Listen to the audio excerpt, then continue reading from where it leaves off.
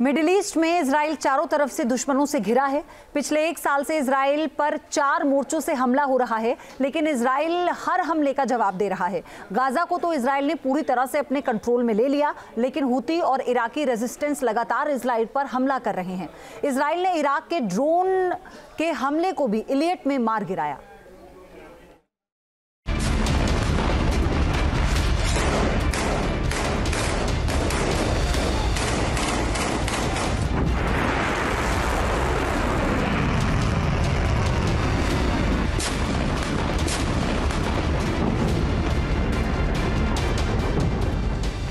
बेत लाहिया पर विध्वंसक प्रहार,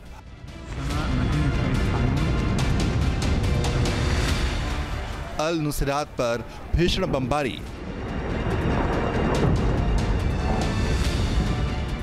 अल बुरेज पर आसमान से बमबारी,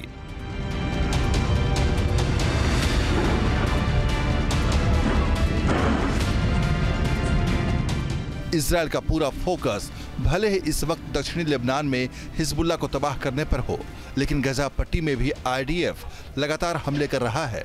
गजा पर हमले का ये ताज़ा वीडियो है। गजा पट्टी में इजराइल ने सुबह सुबह आसमान से बारूदी बारिश कर दी।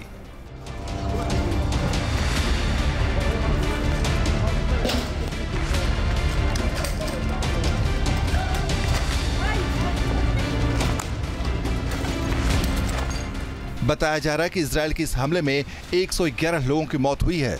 आईडीएफ ने बेत लाहिया इलाके को चिन्हित किया, उसके बाद एयर स्ट्राइक कर दी। बेत लाहिया में देखते ही देखते 5 मंजिला बिल्डिंग मलबे के ढेर में तब्दील हो गई।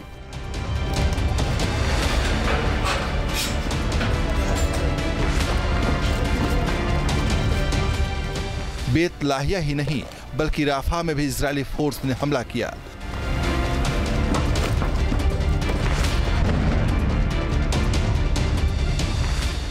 इजराइल के वायुसेना चीफ ने गजा पट्टी के जबालिया क्षेत्र का दौरा किया।